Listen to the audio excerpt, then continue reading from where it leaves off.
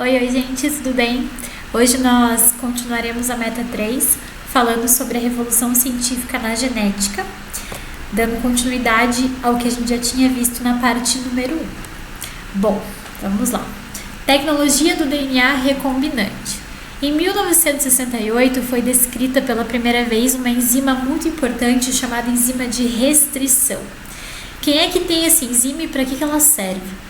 Então, os cientistas perceberam que existe um tipo de bactéria e essa bactéria ela está sujeita à ação dos vírus. A gente já falou um pouquinho sobre como é que um vírus age, em determinadas células. Então, bactéria, célula procarionte, um vírus chamado bacteriófago infecta essas células. O que é que ele faz? Ele injeta o seu material genético dentro da célula bacteriana.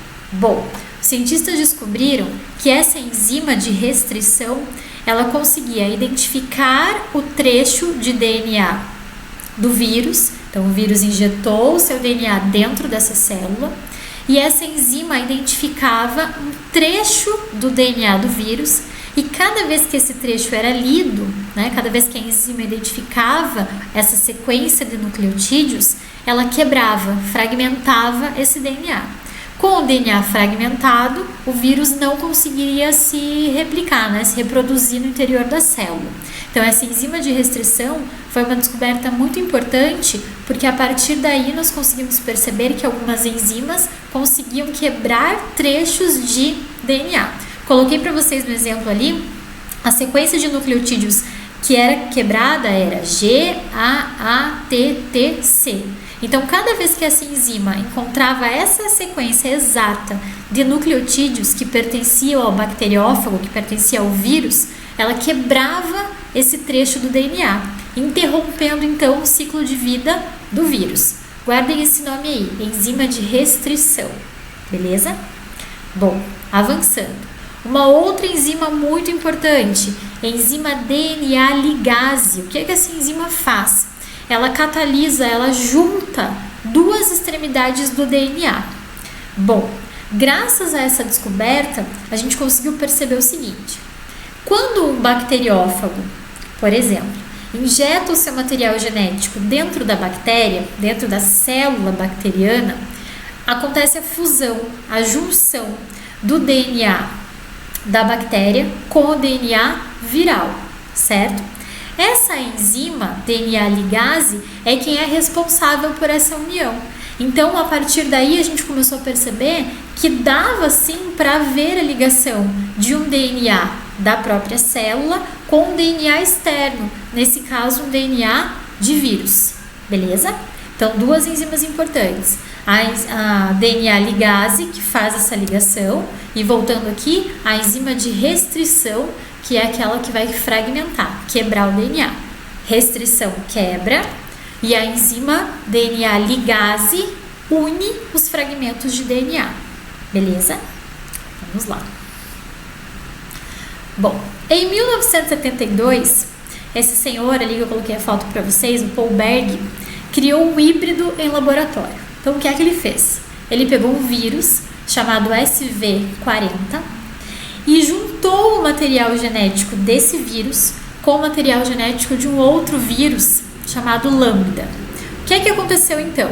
A fusão desses dois materiais genéticos. Só que para isso acontecer, ele precisou daquelas enzimas que a gente acabou de falar. Então, primeiro, ele usou uma enzima de restrição. O que essa enzima de restrição fez? Quebrou, fragmentou o material genético de cada um dos vírus. E depois ele aplicou a DNA ligase, que é aquela enzima que vai ligar os fragmentos. Então, a enzima de restrição quebrou o DNA do vírus, quebrou o DNA do outro vírus. A DNA ligase, que é uma enzima, ligou, juntou essas duas partezinhas. Como resultado, a gente teve um DNA com a junção, formado pelas duas partes dos dois vírus que foram utilizados.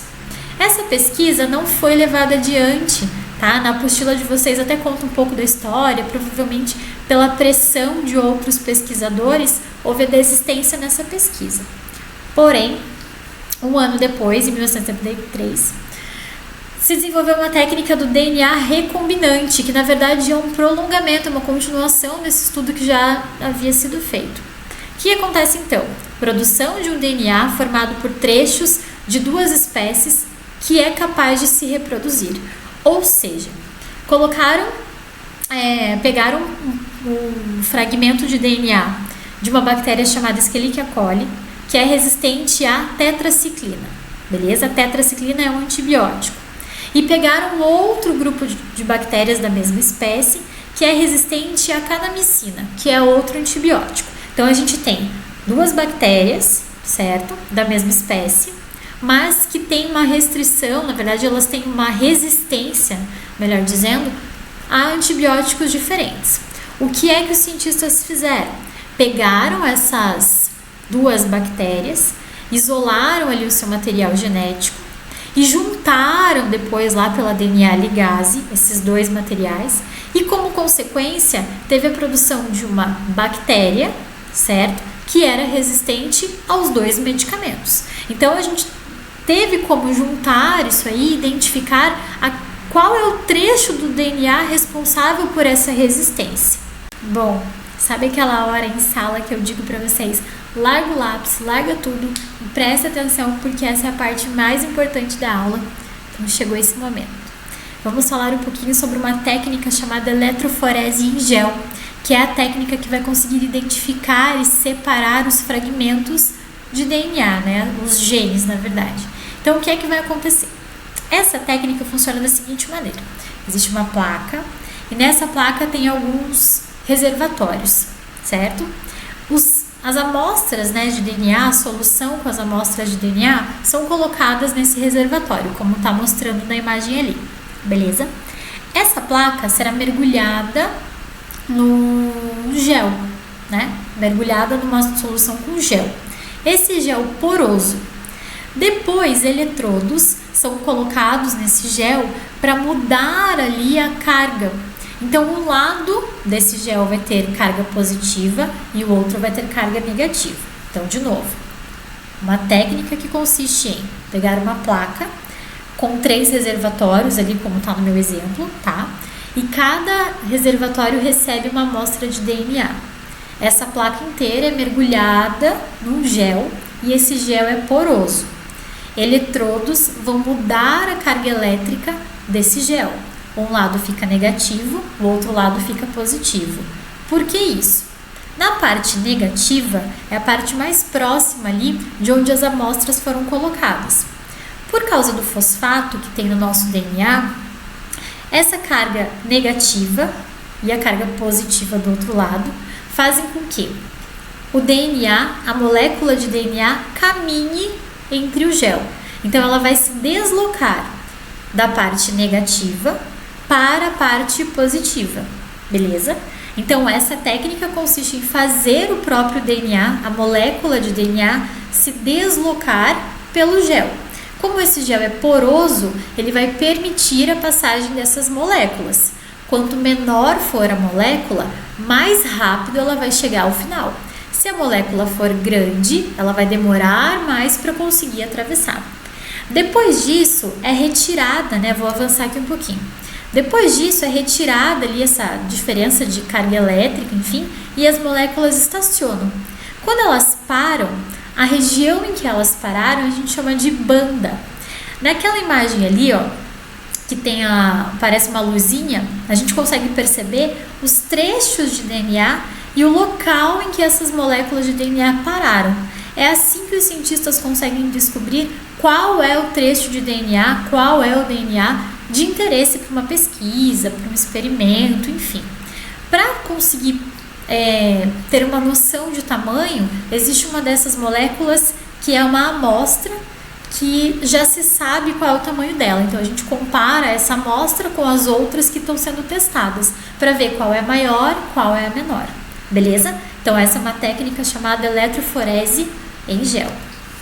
Bom, vamos lá.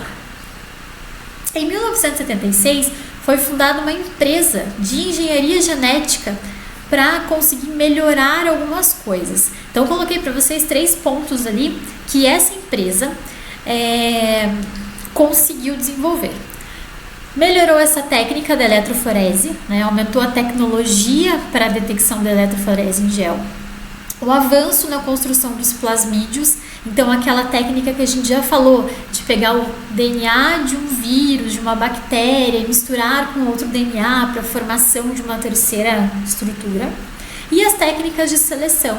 Então vamos selecionar qual é o DNA melhor, qual é o DNA mais que tem as características, né, que são necessárias para um experimento e assim por diante.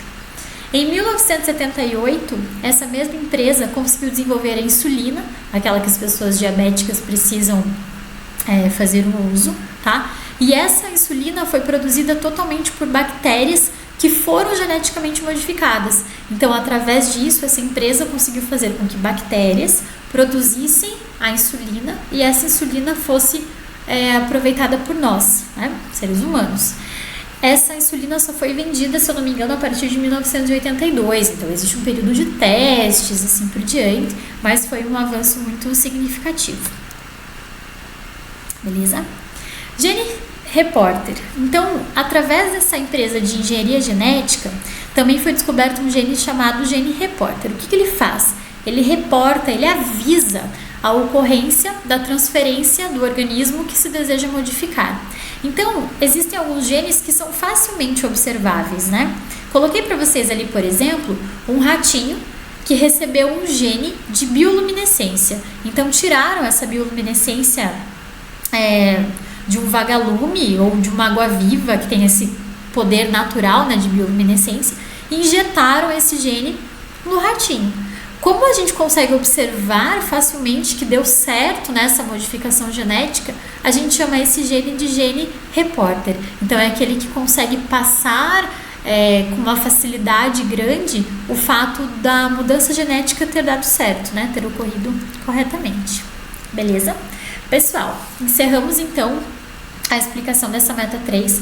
Gostaria muito que vocês realizassem a leitura da apostila, grifassem o que vocês acharem importante e, por favor, as dúvidas escrevam no Ionica, que eu estou à disposição de vocês para respondê-las, né? Vou pedir para vocês realizarem as atividades da página 17 à página 20. Farei com vocês a correção por aqui também. Um beijo e até a próxima.